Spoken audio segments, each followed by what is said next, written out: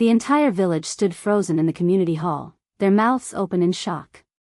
Before them, on the raised platform, stood Ethan Blake, not the poor struggling man they'd mocked 3 months ago, but a billionaire in a perfectly tailored charcoal suit, flanked by lawyers and media cameras.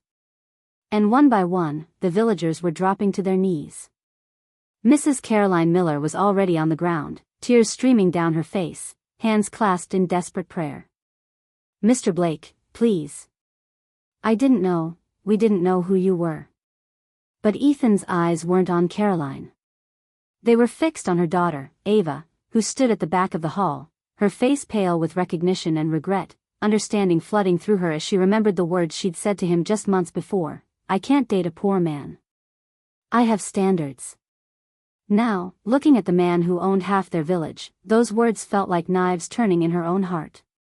But before we see how this incredible story unfolds, welcome to TeeJay Stories, where we bring you the most dramatic, life-changing African tales that will make you think twice about how you treat people. If you love stories about karma, humility, and what happens when people judge others by their wallet instead of their character, then you're in the right place. Don't forget to smash that like button, subscribe to TeeJay Stories, and hit that notification bell so you never miss an episode. Drop a comment below telling us if you've ever judged someone by their appearance and regretted it later, and share this video with someone who needs to hear this powerful message. Now, let's go back 3 months and see how this all began. The old Toyota Corolla pulled into Riverside Village on a humid Tuesday afternoon, dust kicking up behind worn tires. The car had seen better days: scratched paint, a dent in the rear bumper, the kind of vehicle that screamed, struggling, to anyone watching. Ethan Blake stepped out, stretching his tall frame after the long drive from the city. He wore faded jeans, a simple gray hoodie, and old sneakers. His face was handsome but unremarkable without the expensive grooming: short natural hair, a light beard he hadn't trimmed in days, tired eyes that had seen too much of the world's superficiality. He'd come to Riverside Village for one reason: to escape. To live simply for a while, to see if genuine human connections still existed somewhere, away from the fake smiles and calculated conversations of his usual world. "That's the new tenant?"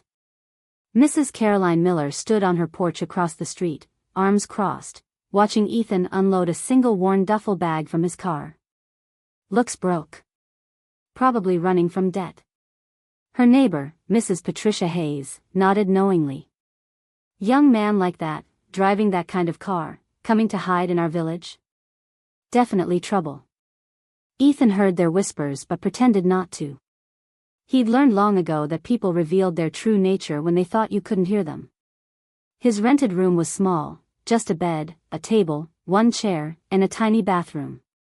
The landlord, Mr. James Cooper, had looked at him with barely concealed pity when taking his cash payment. "Work is hard to find around here," Mr. Cooper had said, assuming Ethan needed the warning. "Most young people leave for the city." "You running from something?"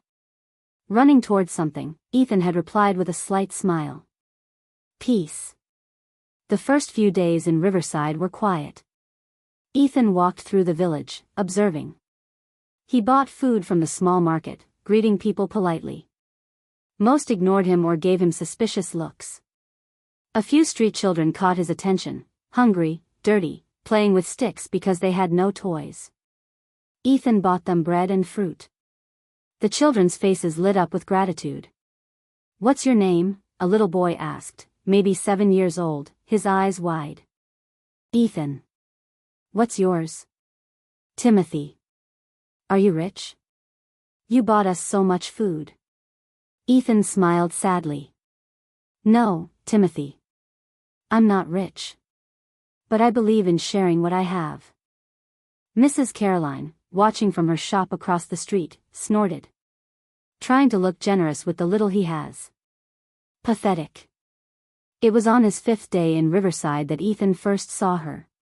Ava Miller was walking down the main road, heading toward the Women's Association meeting. She was beautiful, deep brown skin, natural hair styled in elegant braids, wearing a simple but neat yellow dress that showed she took pride in her appearance. She carried 2 heavy grocery bags, struggling slightly with the weight. Ethan was sitting outside the small cafe when one of her bags suddenly tore, sending vegetables and canned goods rolling across the dusty road. Oh no! Ava gasped, trying to catch everything before it rolled too far. Ethan immediately jumped up to help, gathering tomatoes, onions, and cans, brushing off the dust. Here, let me help you. Ava looked up at him, really looked at him for the first time. She saw the faded hoodie, the worn shoes, the cheap car parked nearby. Her expression shifted from grateful to guarded. Thank you, she said stiffly, taking the vegetables from his hands without really meeting his eyes. I can manage from here. Your other bag is about to tear too, Ethan observed. I can carry them for you if you're going far. I'm fine, Ava said quickly, a little too sharply. She'd been raised by her mother to be careful around men, especially men who looked like they had nothing to offer. Ethan nodded, stepping back. All right. Have a good day. As he walked away, Ava felt a small twinge of something, guilt, maybe? There had been genuine kindness in his eyes. But then she remembered her mother's constant warnings. Men who have nothing will try to trap you with niceness. You need a man with prospects, Ava. Standards, girl. Standards. Over the next week, Ethan kept seeing Ava around the village. She was always busy, helping at the community center, organizing women's meetings, teaching children at the Sunday school. Underneath the pride and the guarded expressions, he could see something good. Something real. Maybe that's why he decided to take a chance. It was a Saturday afternoon when Ethan approached Ava outside the community center. She was locking up after a meeting, and he'd been waiting, nervous in a way he hadn't felt in years. Excuse me, Ava? He'd learned her name by asking around. She turned, surprised. Yes? I was wondering, would you like to have coffee with me sometime? There's a nice cafe in the next town, or even just here at the village cafe. I'd like to get to know you better. For a moment, Ava's expression softened. She'd noticed him around too, noticed how he helped the street kids, how he was always polite to elderly villagers, how he seemed different from the other young men who'd come through Riverside looking for easy opportunities. But then she heard her mother's voice in her head. She looked at his faded clothes, his worn shoes, his cheap car. She thought about what people would say if they saw her with him. She started to answer, but she never got to finish. Ava Miller. Mrs. Caroline's voice cut through the afternoon air like a knife. She came storming out of the shop across the street, her face twisted with anger and embarrassment. What is this? What are you doing talking to this nobody? Ethan stepped back instinctively. Mrs. Miller, I was just... I know exactly what you were doing, Caroline snapped, positioning herself between Ethan and her daughter. Trying to trap my daughter with your poverty. You think we don't see what you are? A broke young man with nothing, trying to catch a good girl from a respectable family? Mama, please, Ava tried to intervene, her cheeks burning with embarrassment. No. Caroline's voice rose higher, and villagers were starting to gather, drawn by the commotion. Young man, let me make this very clear. My daughter is not for someone like you. She has standards. She deserves a man with a future, with money, with prospects. Not some struggling nobody who drives a falling-apart car and lives in a single room. The crowd was growing. Ethan could hear their whispers, see their judging eyes. Some were nodding in agreement with Caroline. Others looked uncomfortable but said nothing. Ethan turned to Ava, giving her one last chance. Ava? Ava looked at her mother's furious face, at the gathering crowd, at the whispers and judgmental stares. She thought about her reputation, about what people would say, about her mother's expectations. And she made her choice. I'm sorry, Ava said, her voice louder than necessary, playing to the audience. But I can't date a poor man. I have standards. My mother is right, I need someone with a future, someone who can provide. Not. She gestured vaguely at Ethan's appearance, this. The crowd murmured its approval. Some people actually laughed. Mrs. Caroline smiled triumphantly. You heard my daughter. Now leave her alone. Ethan stood there for a moment, his face unreadable. Then he did something unexpected. He smiled. Not a hurt smile or an angry smile, but something else. Something that made a few perceptive people in the crowd feel suddenly uneasy. "Thank you for your honesty," Ethan said quietly. Then he turned and walked away, his worn shoes kicking up dust as he headed toward his small rented room. Behind him, the villagers laughed and gossiped, Mrs. Caroline preened with victory, and Ava tried to ignore the uncomfortable feeling in her chest that maybe, just maybe, she'd made a terrible mistake. What none of them knew, what none of them could have possibly imagined, was that the poor nobody they just humiliated was about to change their lives forever. Ethan drove in silence for 2 hours, his old Toyota eating up the highway miles between Riverside Village and Metropolitan City. The sun was setting, painting the sky in shades of orange and purple, but he barely noticed. His mind kept replaying Ava's words, "I can't date a poor man. I have standards." He'd given them a chance. He'd gone to that village hoping to find genuine people, authentic connections, something real in a world that had become suffocatingly fake. Instead, he'd found the same shallow judgment he'd been running from. The city skyline came into view, glittering skyscrapers, luxury high-rises, the kind of wealth and power that most people could only dream about. Ethan's jaw tightened as he navigated through increasingly affluent neighborhoods, finally pulling into an underground parking garage beneath one of the tallest buildings in the city. But instead of parking his old Toyota in the visitor section, he drove straight to the private executive level, where a security guard immediately straightened to attention. "Mr. Blake. Welcome back, sir. Shall I have your vehicle detailed?" "No need, Marcus. I'll be keeping it for a while longer."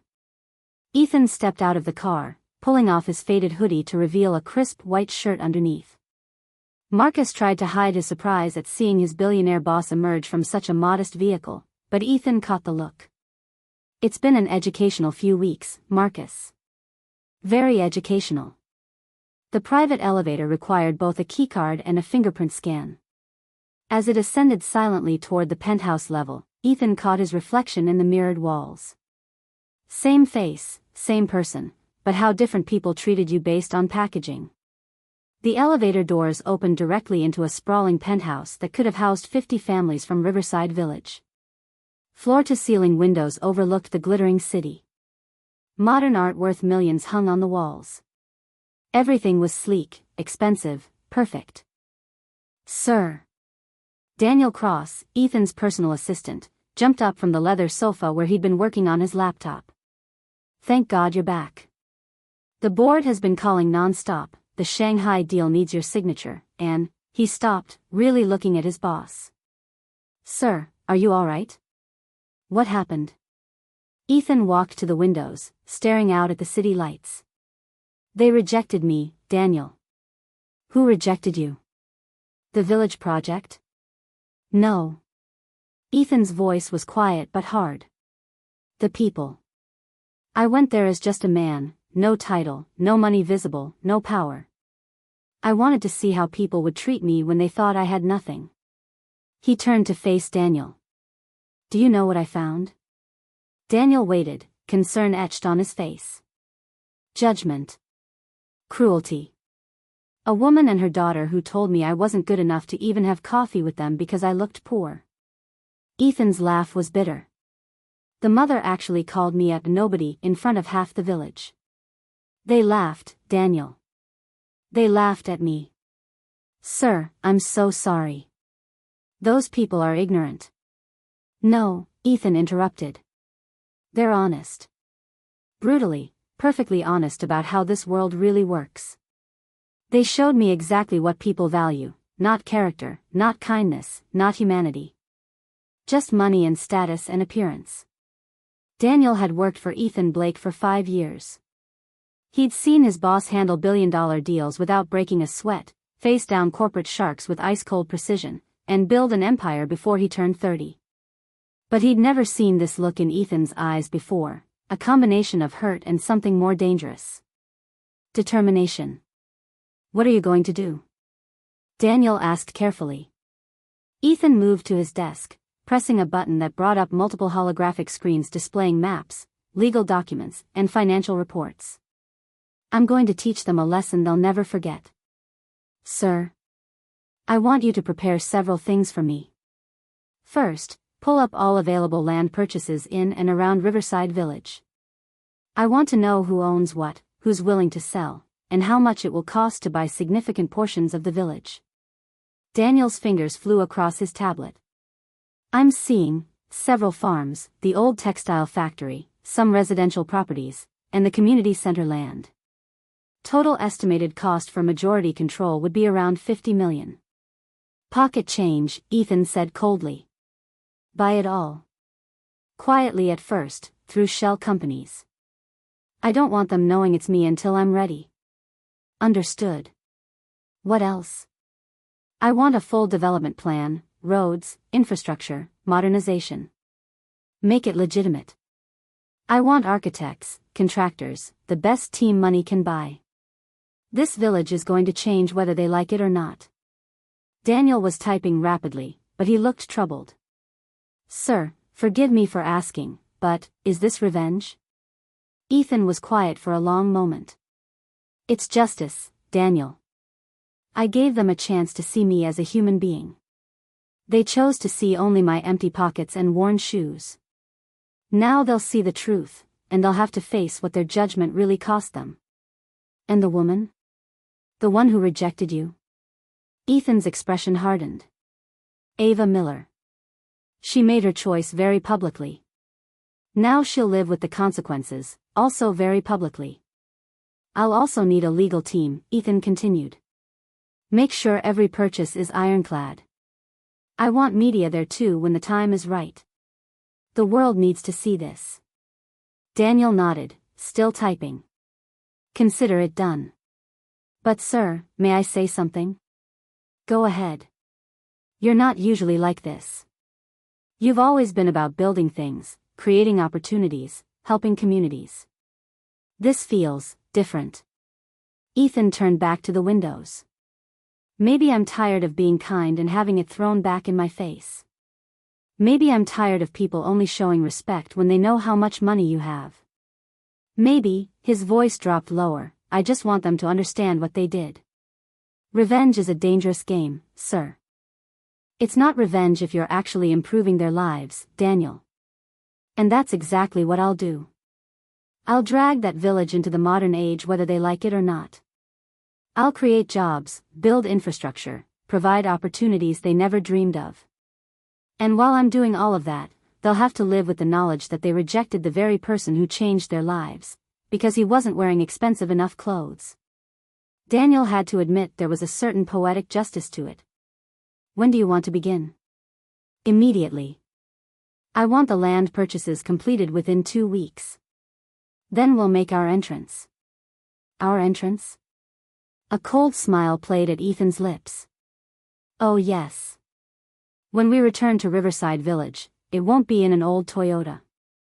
Get the convoy ready, SUVs, security, the full billionaire treatment. I want them to see exactly who they insulted. Ava Miller sat on her porch, fanning herself in the afternoon heat. It had been 2 weeks since the incident with Ethan, and she couldn't stop thinking about it. Not because she regretted her decision, her mother had been right, after all. A woman needed to think practically about her future. But something about the way Ethan had smiled at the end bothered her. It wasn't the smile of a defeated man. It was something else, something she couldn't quite identify. Ava, are you listening? Her mother's sharp voice cut through her thoughts. Sorry, Mama. What were you saying? Caroline sat down beside her daughter, looking pleased with herself. I was saying that you made the right choice.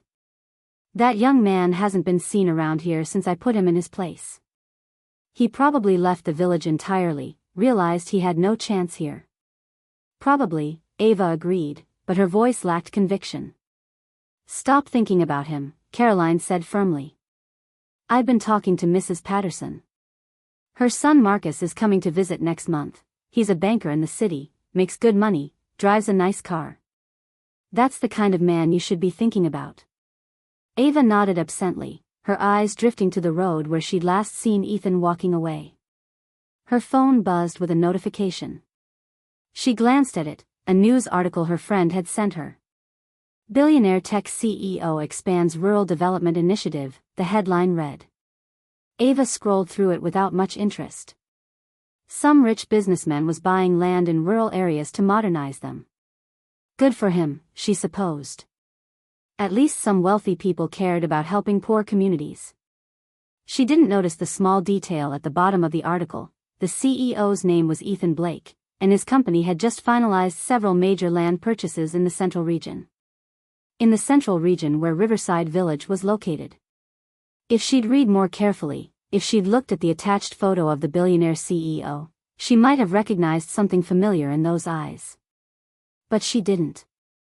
So she put her phone away, finished her tea, and went inside to help her mother with dinner, completely unaware that in exactly 3 days, her entire world was about to be turned upside down.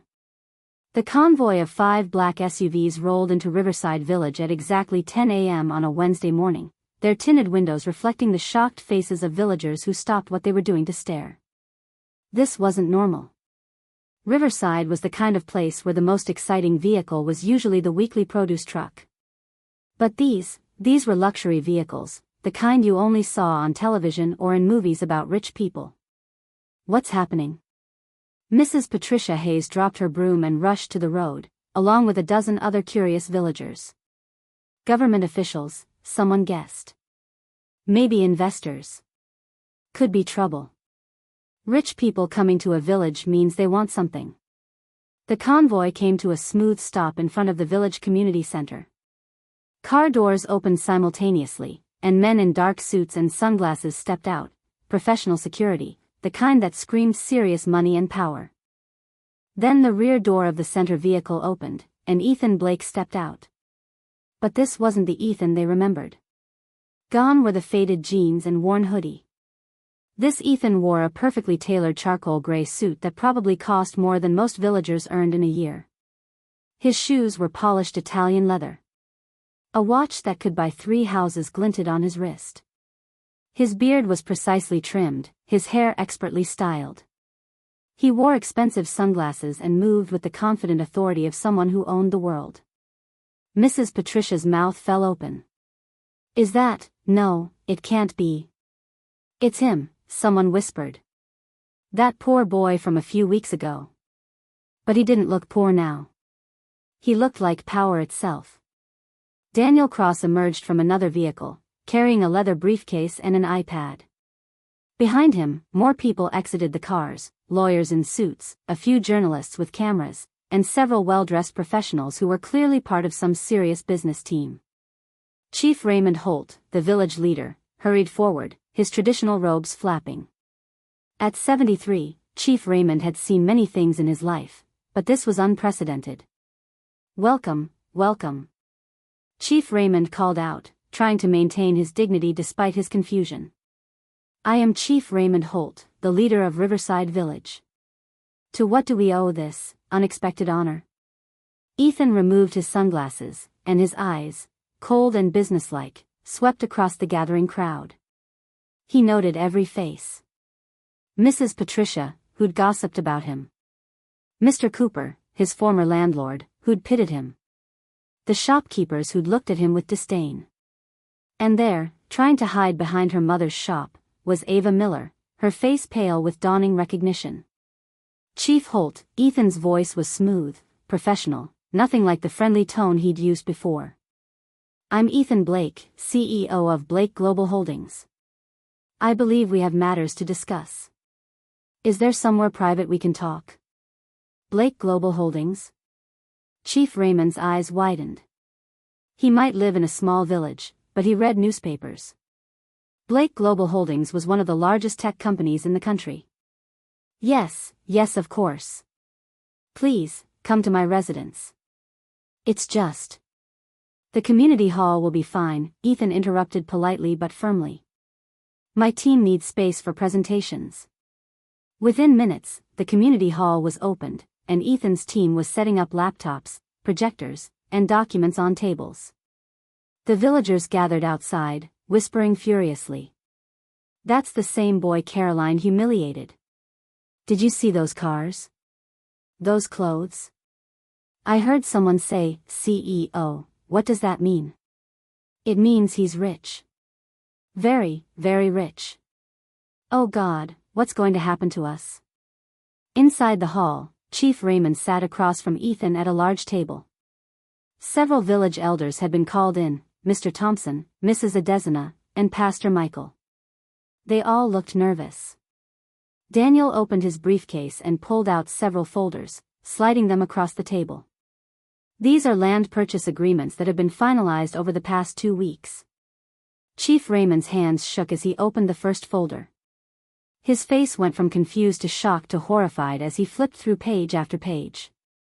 This says you've purchased the old textile factory land. Correct, Ethan confirmed. And the Miller farm properties. Yes. And the residential plots near the eastern border. Also correct.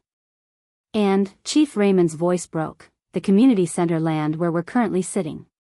That too. The room fell silent except for the sound of pages turning as the other elders frantically reviewed the documents. Mr. Blake, Pastor Michael spoke up, his voice strained. These purchases represent nearly 40% of our village's total land area. Why would a man like you want land in a small village like ours? Ethan leaned back in his chair, his expression unreadable. Why indeed, Pastor? Let me tell you a story. 3 weeks ago, a young man came to this village. He wasn't rich or important looking. He just wanted to live quietly, to see if genuine human connection still existed somewhere in this world. Do you know what happened to him? The elders exchanged uncomfortable glances. He was judged, Ethan continued, his voice hardening. Not by his character or his actions, but by his clothes and his car. He was called a nobody. He was humiliated in public. He was told he wasn't worthy to even have a conversation with someone because he looked poor. Chief Raymond closed his eyes. That was you. That was me, Ethan confirmed. I came here looking for authenticity. Instead, I found the same superficial judgment I face everywhere else. The only difference was your honesty about it. Mr. Blake, please understand, Mrs. Adesina started. Oh, I understand perfectly, Ethan interrupted. You judge people by their bank accounts. By their possessions. By their appearances. Well, now I'm back, and I look the part you require. So let me tell you what's going to happen to your village. Daniel tapped his iPad, and the projector screen lit up with architectural renderings and development plans. Blake Global Holdings will be investing $200 million in Riverside Village over the next 3 years, Ethan announced, his voice all business now. We will modernize your infrastructure, paved roads, proper sewage systems, reliable electricity. We will renovate the community center into a modern facility. We will build a medical clinic staffed with qualified doctors. We will establish a technology training center to provide your young people with marketable skills. The elders stared at the screen, mouths open. The plans were beautiful, their small, struggling village transformed into something modern and thriving. This is incredible, Chief Raymond whispered. But why? After how we treated you, why would you do this for us? Ethan's smile was cold. Because I want you all to live with the knowledge that the man you rejected, the nobody you laughed at, is the one who changed your lives. Every time you drive on the new roads, every time you use the new facilities, every time you benefit from the opportunities I'm creating, I want you to remember. Remember the day you judged a book by its cover. Remember the day you chose cruelty over kindness. It's not revenge if I'm actually helping you, is it? Ethan's eyes were hard. No, this is education. I'm teaching this village an expensive lesson about character and judgment. And trust me, it's a lesson you'll never forget. Pastor Michael stood up slowly. Mr. Blake, on behalf of the village, I want to apologize. Save it, Ethan cut him off. Apologies mean nothing without understanding. That's why there's one condition for all of this development to proceed. What condition? Chief Raymond asked nervously. Everyone in this village, and I mean everyone over the age of 12, must attend a series of workshops on ethics, humility, and treating others with dignity regardless of their apparent status. It's non-negotiable. Miss a session without a valid medical reason, and the development stops. The elders looked at each other, bewildered. Workshops on humility? Yes. You'll learn about unconscious bias, the dangers of superficial judgment, and the importance of character over appearance. My team has already arranged for facilitators. The first session is this Saturday. And if people refuse? Mrs. Adesina asked. Ethan's expression didn't change. Then I pack up my investment and leave your village exactly as I found it. The choice is yours. Outside the hall, the crowd had swelled to nearly 100 people. Ava stood with her mother near the back, her heart pounding so hard she thought everyone must hear it. Mama, she whispered, her voice shaking, that's him. That's the man we rejected. Caroline's face had gone from red to white to gray. That's impossible. He was nobody. He was poor. He was testing us, Ava said, her eyes filling with tears. And we failed. The hall doors opened, and Ethan emerged, his security team immediately forming a protective circle around him. The crowd parted like water. Caroline, in a moment of panic and desperation, pushed through the crowd. Mr. Blake. Mr. Blake, please. Ethan stopped, turning slowly to face the woman who had humiliated him so thoroughly just weeks before. Mrs. Miller, he acknowledged coldly. I didn't know, Caroline stammered, all her earlier confidence and pride crumbling. Please, you have to understand, I was just protecting my daughter. A mother has to be careful. I didn't mean. You didn't mean to judge me? Ethan's voice was quiet but cut like a knife. You didn't mean to call me a nobody? You didn't mean to humiliate me in front of the entire village? Caroline's legs buckled, and she actually fell to her knees right there in the dust. Please, Mr. Blake. Please forgive me. I was wrong. I was so wrong. The crowd gasped. Mrs. Caroline Miller, the proud woman who'd looked down her nose at half the village, was kneeling in the dirt, begging. Ethan looked down at her, and for just a moment, something flickered in his eyes, not satisfaction, but something sadder. This wasn't how he'd wanted things to be. Get up, Mrs. Miller, he said finally, his voice tired. Begging doesn't teach anyone anything. Then his eyes found Ava in the crowd. She stood frozen, tears streaming down her face, one hand over her mouth. Their eyes met, and in that moment, 1,000 unspoken words passed between them. Then Ethan turned away, got into his SUV, and the convoy drove off, leaving Riverside Village in stunned, guilty silence. The village was in chaos. News of Ethan Blake's true identity and his massive investment plan spread like wildfire, not just through Riverside but to neighboring villages and even to the city newspapers. By evening, the story was everywhere. Billionaire CEO returns to village that rejected him, with a $200 million plan. Ava sat in her room, staring at her phone as article after article popped up on her news feed. Each one felt like a knife twisting in her gut. Tech mogul Ethan Blake buys 40% of rural village after being called too poor to date. From humiliation to transformation, CEO plans village overhaul. Riverside Village residents face reckoning after rejecting billionaire in disguise. Some articles included photos, Ethan in his faded hoodie 3 weeks ago, captured by someone's phone camera, contrasted with today's images of him in his expensive suit, surrounded by security and lawyers. The difference was jarring. But what hurt most were the comments sections. They judged him by his clothes and now have to live with the shame. Good for him. Imagine rejecting a billionaire because he looked poor. That's karma. The daughter must feel terrible. She could have had a good man but chose pride instead. Ava threw her phone on the bed and buried her face in her hands. Could have had a good man. That was the part that stung most.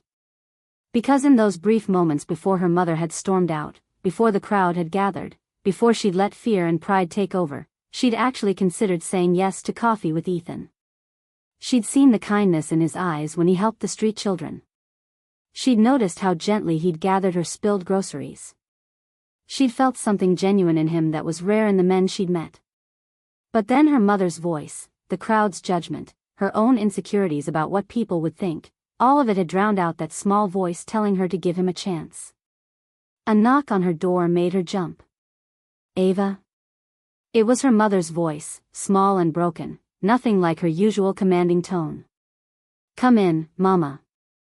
Caroline entered, and Ava was shocked by her appearance. Her mother looked like she'd aged 10 years in one day. Her eyes were red and swollen from crying, her hands trembling. Ava, what have we done? Caroline sat heavily on the bed beside her daughter. What have I done? Mama. No, let me speak. Caroline's voice cracked. I raised you to be practical, to think about security and future. But I also taught you to judge people by their wallets instead of their hearts. And now we've lost something precious because of my pride. Ava had never heard her mother talk like this. Caroline Miller had always been so certain, so confident in her judgments and decisions. I humiliated that young man, Caroline continued, tears flowing freely now. I called him a nobody in front of everyone. And all along, he was. She couldn't finish the sentence. He was testing us, Ava said quietly. Testing whether we could see past appearances. And we failed, Mama. We failed spectacularly. They sat in silence for a moment, the weight of their actions pressing down on them. The workshop, Caroline said suddenly. This Saturday. We have to go. We have to try to make this right. Ava nodded, but her heart felt heavy with the knowledge that some things, once broken, couldn't be easily fixed. Saturday, the first workshop. The community center had been transformed. Ethan's team had worked quickly, bringing in proper chairs, audio equipment, and large screens for presentations. The space that usually hosted humble village meetings now looked like a professional conference room. Nearly the entire village showed up, some out of genuine remorse, others out of curiosity, and many out of sheer necessity. They needed this development. They couldn't afford to let pride stand in the way. Ethan arrived punctually at 9 a.m., this time in more casual attire, dark jeans and a crisp white button-down shirt, but still expensive enough that everyone could see the difference in quality.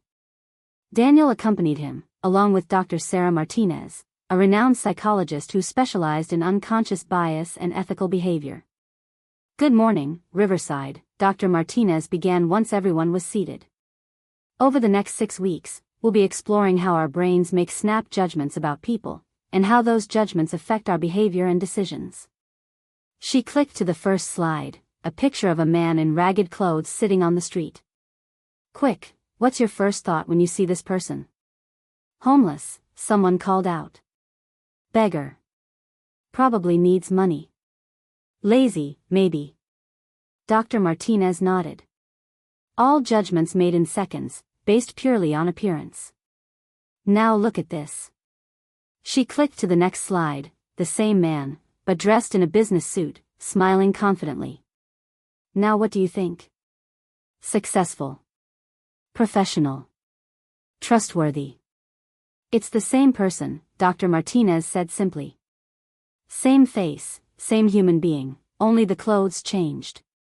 Yet your entire perception of his worth, his character, his potential shifted completely. This is unconscious bias, and we all have it. The room fell uncomfortably silent. Ethan stood up from where he'd been sitting in the back. Dr. Martinez, may I? Of course, Mr. Blake. Ethan walked to the front, his presence commanding immediate attention. 3 weeks ago, I walked through this village in cheap clothes and an old car.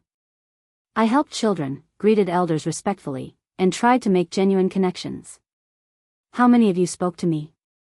How many tried to know me as a person? The silence was deafening. I'll answer for you, almost none. I was invisible. Worse than invisible, I was an object of pity and mockery. His eyes swept the crowd. But today, I stand before you in expensive clothes, and suddenly I'm worth listening to. Suddenly I matter. The only thing that changed was packaging. Mrs. Patricia Hayes stood up slowly, tears in her eyes. Mr. Blake, I gossiped about you. I told my neighbors you were probably running from debt. I'm so ashamed. Why? Ethan asked. Why did you assume the worst? Because you looked like you were struggling. And in my mind, struggling meant there was something wrong with you. And there's the problem, Ethan said quietly. You equated financial struggle with moral failure.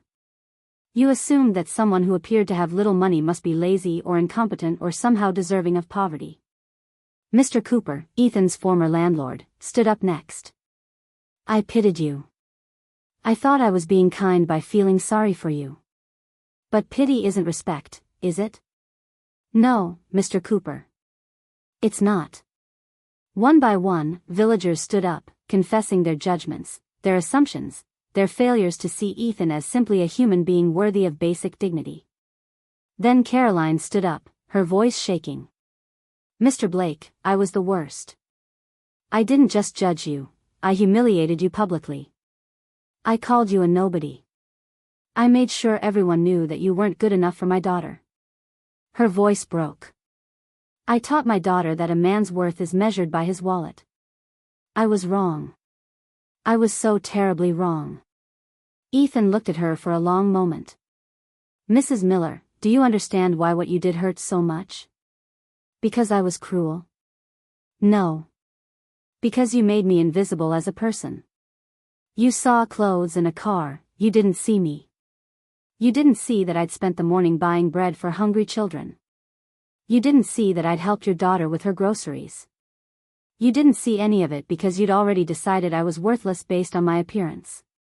Caroline was crying openly now. How do I fix this? How do any of us fix this? You can't, Ethan said bluntly, and the room gasped. You can't undo what happened. But you can learn from it. You can change how you see people going forward. That's why we're here. Then Ava stood up, and the room fell completely silent.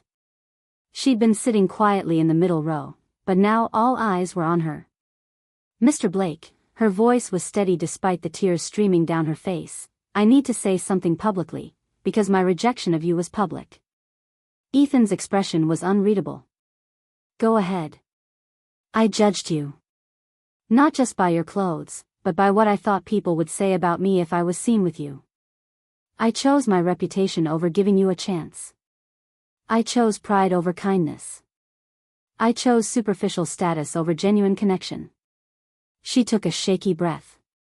You asked me for coffee. Such a simple thing. And I made you feel worthless for asking. I'm so sorry. I'm so deeply, terribly sorry.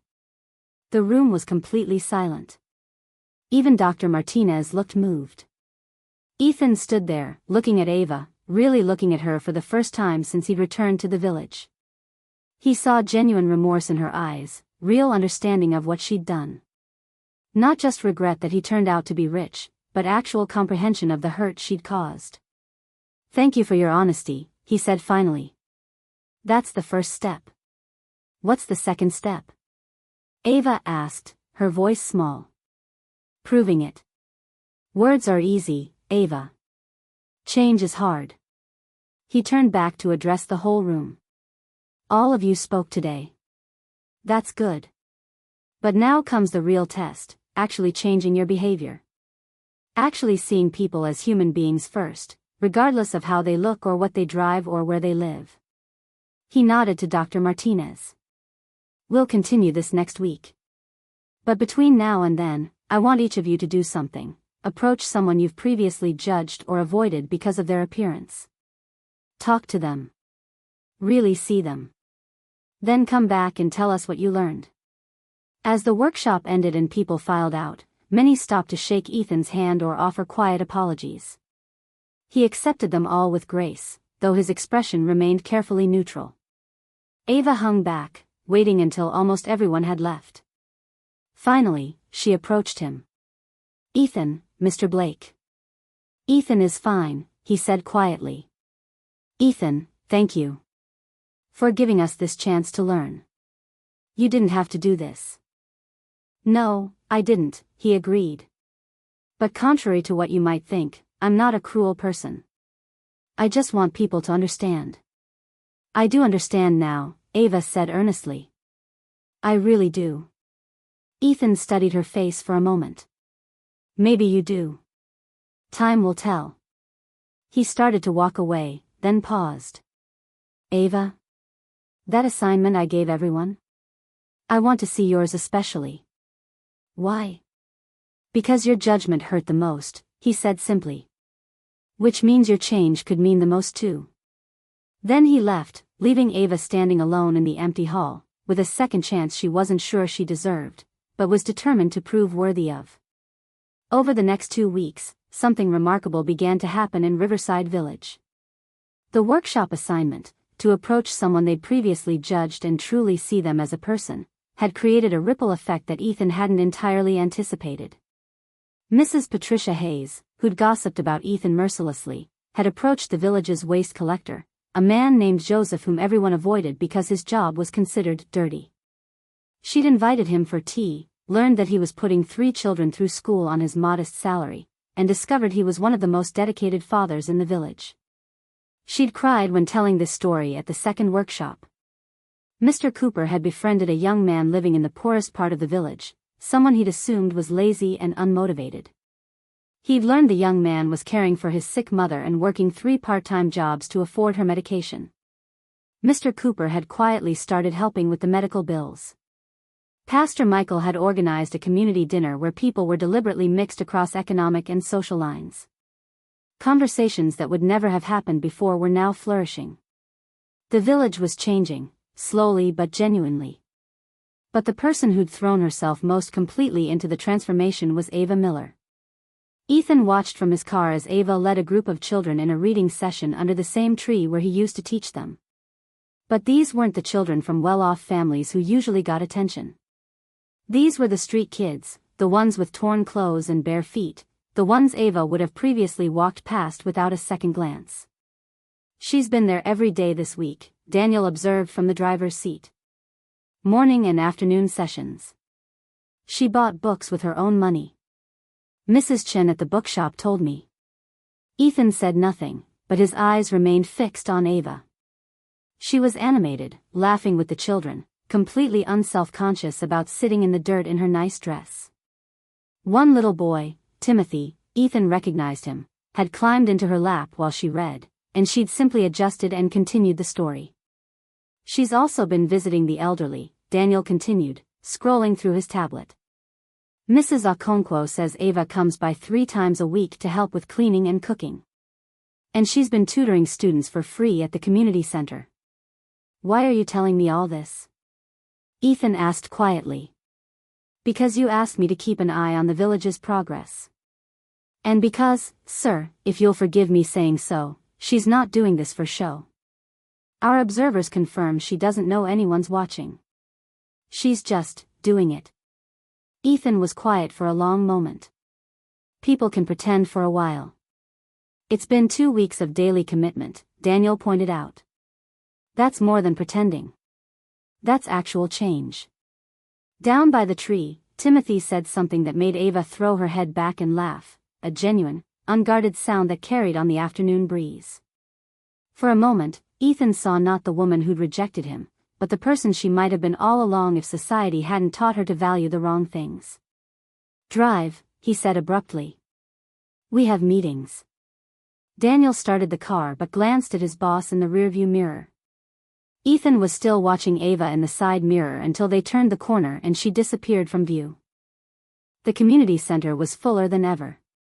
Word had spread to neighboring villages about what was happening in Riverside, and several people had asked permission to attend.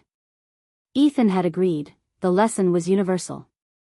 Today, Dr. Martinez began, we're going to talk about redemption and second chances. Can people truly change? Should they be forgiven for past judgments? These are complex questions.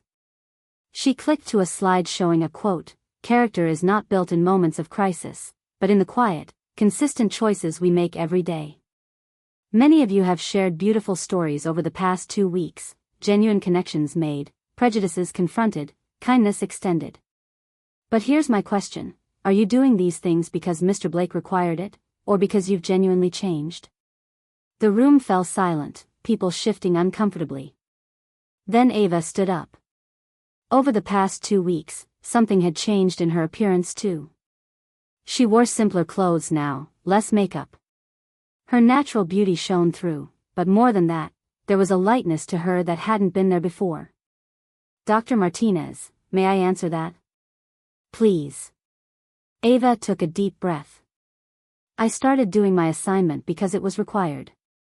I was trying to prove something, to Mr. Blake, to my mother, to the village.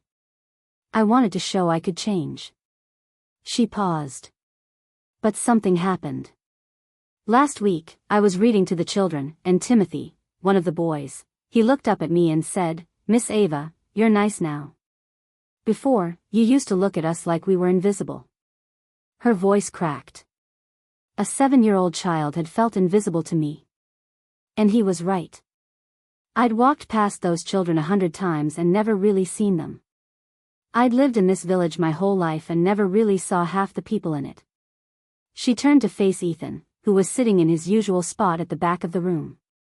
You asked if I understood. I do now.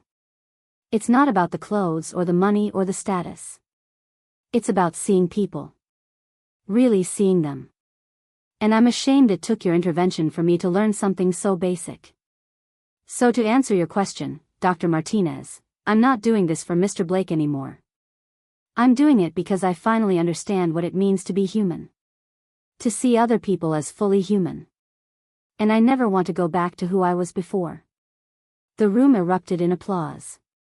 Even some people were crying. Ethan stood up and walked to the front of the room. The applause died down as everyone waited to hear what he would say. Ava, he said quietly, thank you for that honesty. It matters. Then he turned to address the entire room. I came back to this village angry. I wanted you all to feel shame, to understand what your judgment had cost. But something interesting has happened over these past few weeks. He paused, choosing his words carefully. I've watched this community begin to transform. Not because I'm forcing it, but because you're choosing it. I've seen genuine change, Mrs. Patricia befriending Joseph, Mr. Cooper helping with medical bills, Pastor Michael breaking down social barriers. And Ava. He looked at her, spending every free moment giving to others what she herself had been denied, being truly seen. This workshop series was supposed to be punishment, Ethan admitted. A way to make you confront your prejudices. But it's become something else. It's become an opportunity, for all of us. He clicked to a new slide, showing updated development plans for the village. The $200 million investment is going forward. But I'm adding something new, a community leadership program. We're going to train people from this village to become advocates for the kind of change you've started here. Ava, Mrs. Patricia, Mr. Cooper, Pastor Michael, I want you to lead this. The named individuals looked shocked. Me? Ava whispered. But I was the worst. No, Ethan interrupted gently. You were the most honest about your failures, and the most committed to your growth. That's exactly the kind of leader this program needs. After the workshop, as people mingled and discussed the new program, Ava found herself standing next to Ethan near the refreshment table. I don't deserve this, she said quietly. This leadership opportunity. Not after what I did to you. Ethan poured himself a cup of coffee, from the village cafe, not expensive imported beans. Ava, can I tell you something? That day you rejected me, you weren't the only one who failed. I failed too. She looked at him in surprise. How did you fail? You were just being yourself. I was testing you. Setting a trap, in a way. I came to this village with cynicism already in my heart, expecting to be disappointed. And when you confirmed my expectations, I felt almost vindicated. Like I'd proven something about humanity. He took a sip of coffee. But these past few weeks, watching you and others genuinely change, I realized something. I was judging you just as harshly as you judged me. I saw you as incapable of growth, as permanently shallow. I didn't give you credit for the possibility that you could learn and change. But I did need to learn, Ava protested. Everything you did was justified. Maybe. But justice without mercy is just revenge in disguise. And I'm tired of revenge. I'd rather build something better. They stood in comfortable silence for a moment, watching the villagers mingle, former gossipers talking warmly with people they'd previously looked down on, children from different economic backgrounds playing together. Ethan, Ava said softly, do you think we could start over? Not as romantic interests, she added quickly, seeing his expression. I know I destroyed that possibility. But as friends? As two people who both learned something valuable from a painful experience? Ethan studied her face, the genuine hope there, the humility, the absence of the pride that had defined her before. I think, he said slowly, that would be a good place to start. Ava's smile was radiant, not because she thought she'd won something, but because she'd been given grace she knew she didn't deserve. And for the first time since returning to Riverside Village, Ethan Blake smiled back, a real smile, warm and genuine, the smile of a man who was finally healing from his own wounds. 3 months had passed since Ethan Blake first returned to Riverside Village in his convoy of SUVs. The transformation was already visible. Construction crews worked on paving roads, the old community center was being renovated into a modern facility, and the medical clinic was halfway completed. But more importantly, the transformation in people's hearts was real and lasting. Today was the official ceremony to inaugurate the Riverside Community Development Project, and the entire village, along with media from across the country, had gathered for the event. A large stage had been erected in the village square, decorated with traditional fabrics and modern lighting. Cameras were positioned everywhere. This wasn't just a village event anymore, it was a national story about redemption, transformation, and the power of second chances. Ethan stood backstage, adjusting his tie. He wore a sharp navy suit, but pinned to his lapel was something unexpected, a small pin made by the village children, crafted from bottle caps and painted with the words, "We see you now." Timothy, the 7-year-old boy who'd become particularly attached to both Ethan and Ava, had presented it to him that morning with serious ceremony. So you know we really see you, Mr. Ethan. Not your clothes. You. Daniel appeared at his side. Sir, it's time. The village chief is ready to begin. Ethan nodded, taking a deep breath. Daniel, thank you. For everything these past months. For believing this could be more than revenge. You always knew it could be more, sir. You just needed to remember it yourself. Chief Raymond Holt stood at the podium, his traditional robes flowing in the afternoon breeze. His voice, amplified by the sound system, carried across the crowded square. 3 months ago, a young man came to our village. We saw his old car, his worn clothes, his humble appearance, and we judged him. We made him feel unwelcome. We made him feel invisible. The chief's voice grew heavy with emotion. We were wrong.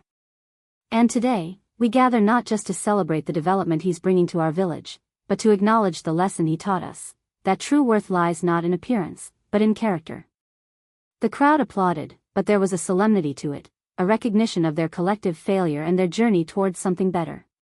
Now, Chief Raymond continued, I present to you the man who could have chosen revenge but chose transformation instead, Mr. Ethan Blake. Ethan walked onto the stage, and the applause grew louder. But as he reached the podium, something unexpected happened. Mrs. Patricia Hayes stood up from her seat in the front row.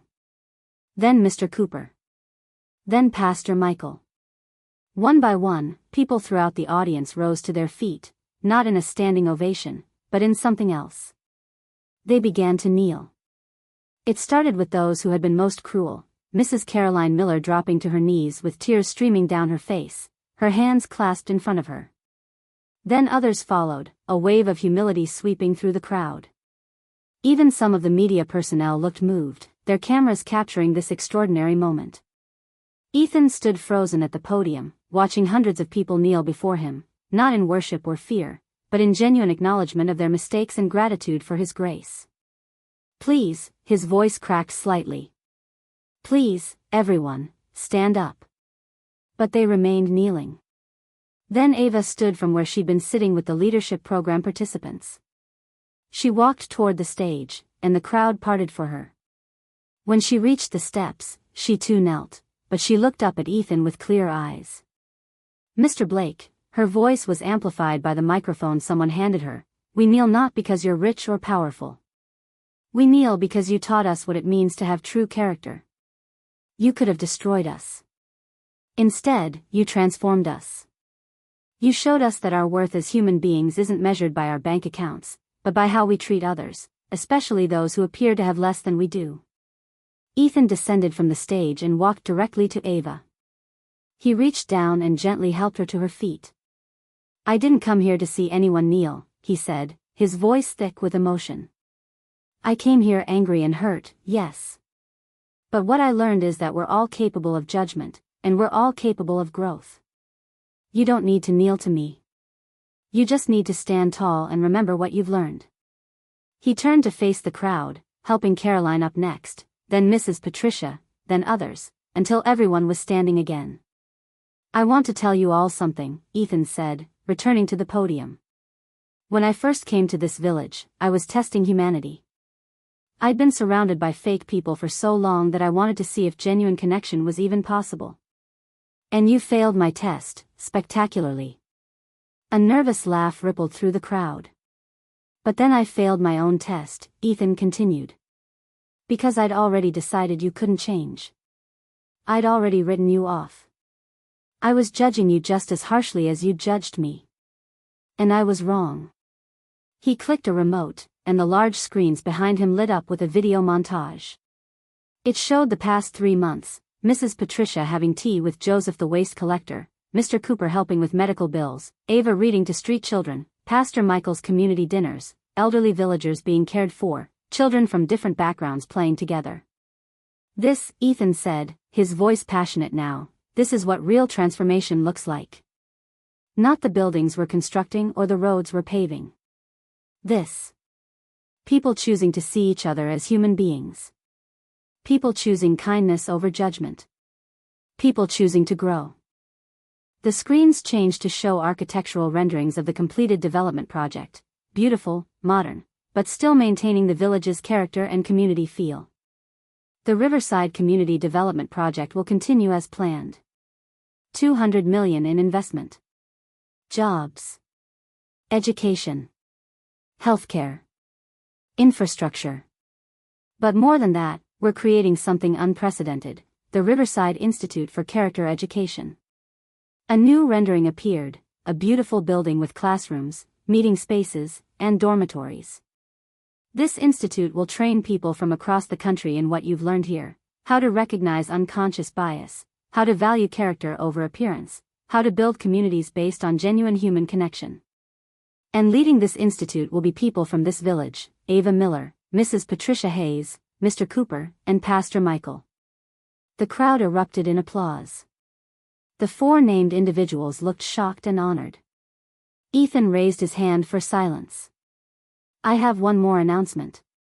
3 months ago, I asked a woman in this village to have coffee with me. She said no, actually, she said I wasn't good enough for her because I looked poor. The crowd fell completely silent. Ava's face flushed, but she held her head high, accepting responsibility for her past actions. Today, Ethan continued, looking directly at Ava, I want to ask her again. Not for a date. Not for romance. But for partnership. Ava Miller, will you be the director of the Riverside Institute for Character Education? Will you take what you've learned and teach others, so that no one else has to learn these lessons the hard way we did? Ava's hands flew to her mouth, tears streaming down her face. She nodded vigorously, unable to speak. I need to hear you say it, Ethan said with a slight smile. Yes. Ava's voice rang out clear and strong. Yes, I accept. And I promise to honor this responsibility with everything I have. I'll spend the rest of my life making sure people understand that every person, regardless of how they look or what they own, deserves to be seen, to be valued, to be treated with dignity." The crowd exploded in applause and cheers.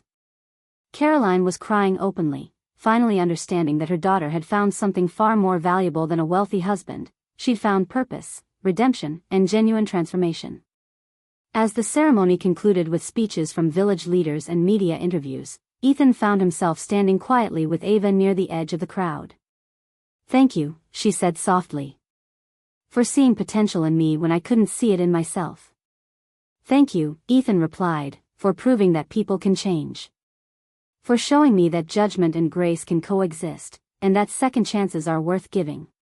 They stood in comfortable silence, watching the village celebrate, not just the development coming to their community, but the transformation that had already occurred in their hearts. "Ethan?" Ava asked after a moment. "Do you think, maybe someday, after I've proven myself in this role, after enough time has passed, do you think we could have that coffee?" Ethan looked at her, really looked at her. The proud, judgmental woman was gone. In her place stood someone humble, purposeful, and genuinely changed. "Ask me again in a year," he said with a soft smile. "Let's both keep growing. And then we'll see." It wasn't a yes. But it wasn't a no either. It was something better, a possibility built on mutual respect, genuine change, and the understanding that the best relationships are built not on first impressions, but on who people choose to become. As the sun set over Riverside Village, casting golden light across the construction sites and gathered community, Ethan Blake looked around and felt something he hadn't felt in years: hope. If this story made you think about how you judge people, if it challenged you to see beyond appearances, if it reminded you that everyone deserves dignity regardless of their bank account, then we need your support. Smash that like button. Subscribe to TeeJay Stories and hit that notification bell so you never miss another life-changing story.